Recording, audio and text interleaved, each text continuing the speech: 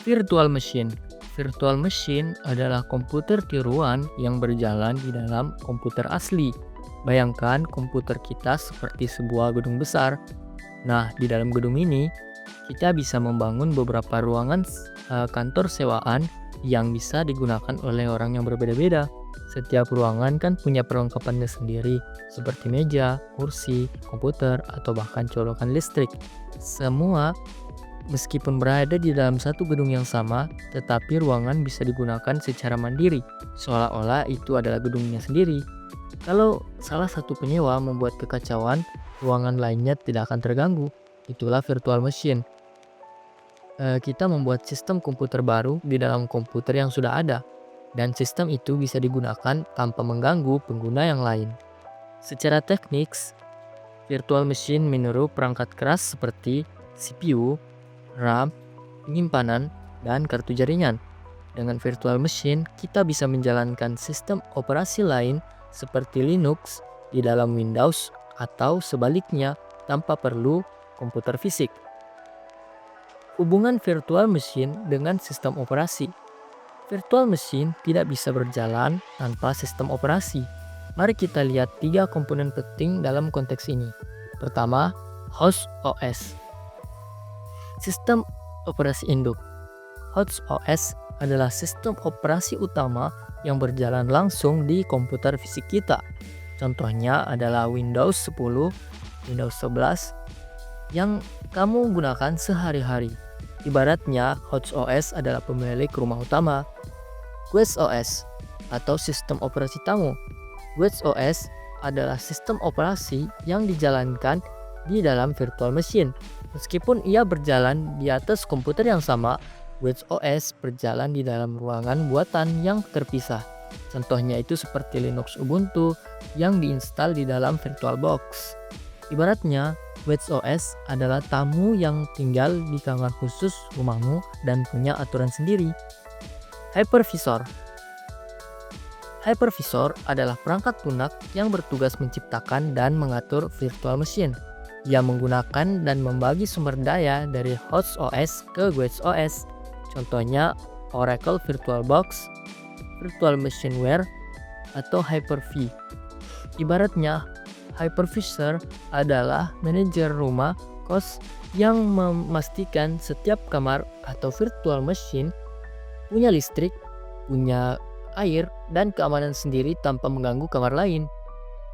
Analogi mudahnya, bayangkan kamu punya laptop. Atau gini aja deh, bayangkan kamu punya bioskop atau host OS. Lalu kamu putar film yang berbeda-beda di dalam bioskop atau Guest OS. Tapi yang mengatur semuanya adalah operator bioskop atau hypervisor. Kesimpulannya, virtual machine itu bekerja karena hypervisor membagi sumber daya dari host OS agar bisa digunakan oleh Guest OS secara terpisah dan aman di dalam komputer yang sama. Fungsi dan manfaat virtual machine. Virtual machine bukan hanya sekadar alat yang keren, ada manfaat nyata dalam penggunaannya. Di antaranya, isolasi sistem operasi. Guest OS di dalam virtual machine bekerja secara terpisah. Jika terjadi kerusakan, virus, atau error, sistem utama tetap aman. Efisiensi sumber daya. Satu komputer bisa dipakai untuk menjalankan banyak sistem operasi tanpa butuh banyak perangkat keras. Pengujian dan pengembangan. Bagi pengembang software, virtual machine sangat berguna untuk menguji aplikasi di berbagai sistem operasi tanpa beli banyak laptop. Keamanan. Bisa digunakan untuk menguji file mencurigakan tanpa mengancam sistem utama. Misalnya, coba buka file dari sumber tidak dikenal di virtual machine, bukan langsung di Windows.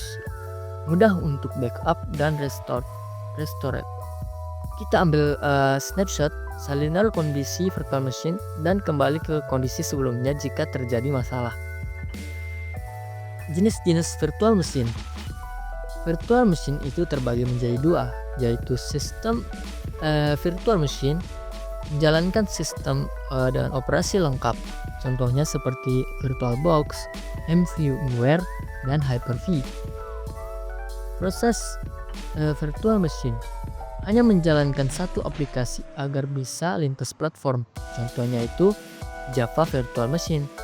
Contoh nyata, saat kamu membuka aplikasi Java, kamu bisa menjalankannya di Windows, Mac, atau Linux tanpa ubah kode karena ada Java Virtual Machine.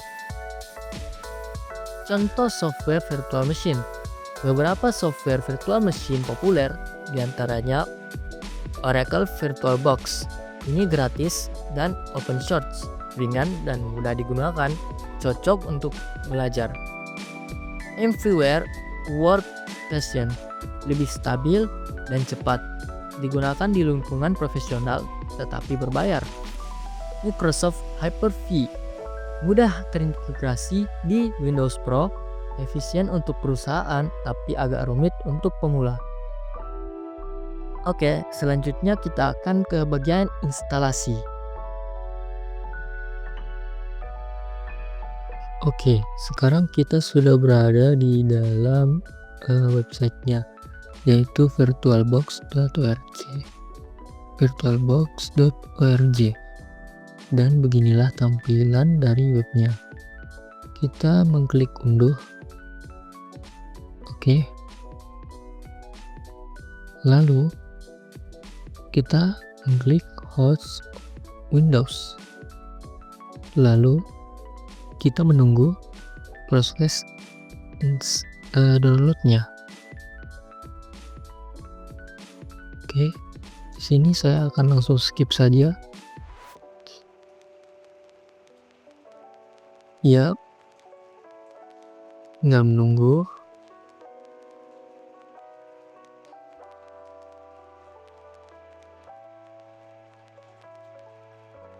Dan setelah sudah di-download, sekarang kita install.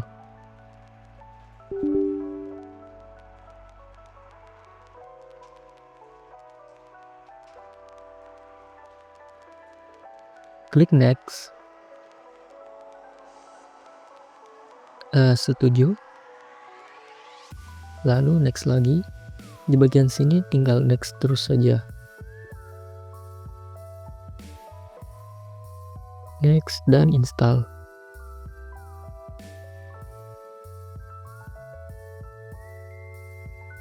Lalu menunggu. Di sini saya akan skip juga beberapa bagian. Dan itu dia aplikasinya sudah mulai tampil dan selesai.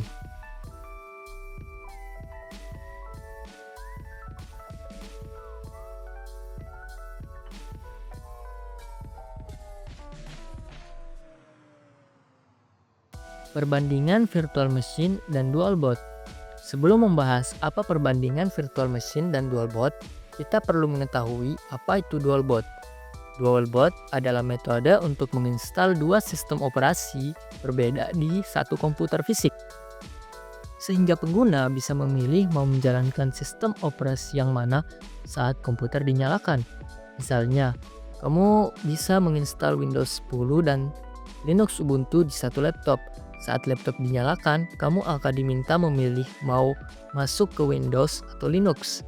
Kadang orang bingung, kalau bisa install dua sistem operasi, kenapa perlu virtual machine?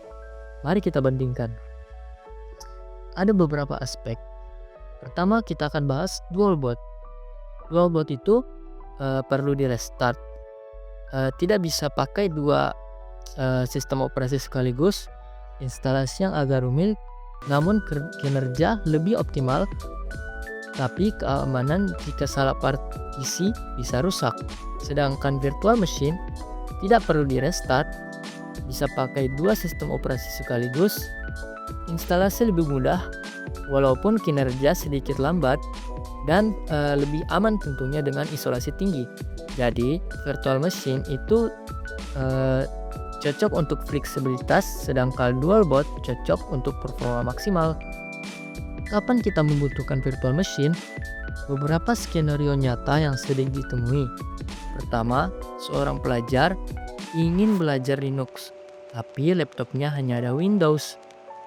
Yang kedua, seorang pengembang ingin menguji aplikasi di berbagai sistem operasi. Yang ketiga, Seorang peneliti ingin membuat simulasi jaringan tanpa beli banyak komputer. Yang keempat, seorang pengguna ingin mengakses file atau software lawas di OS lama.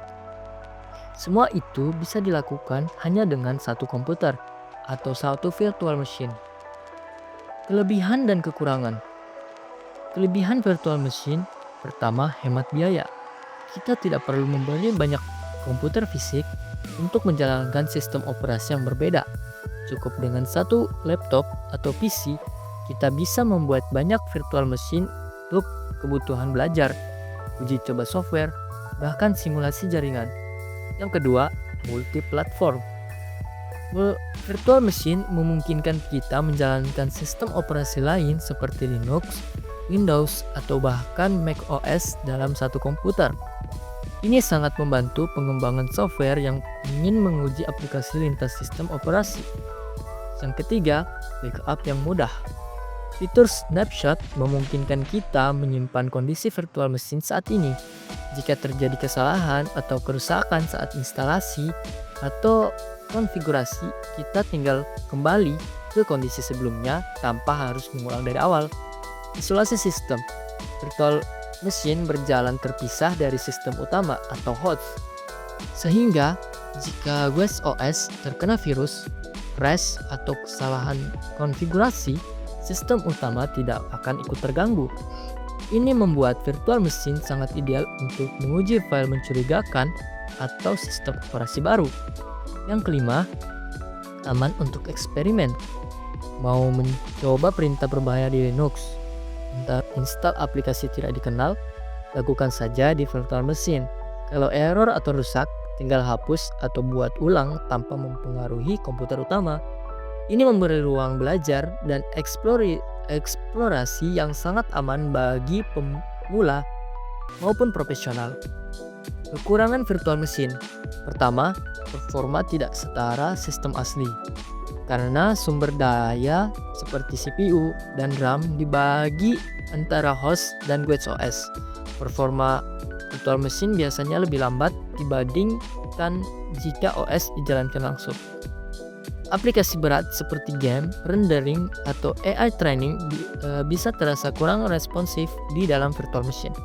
Yang kedua, memerlukan RAM dan storage lebih. Setiap virtual machine membutuhkan alokasi jaringan dan penyimpanan tersendiri.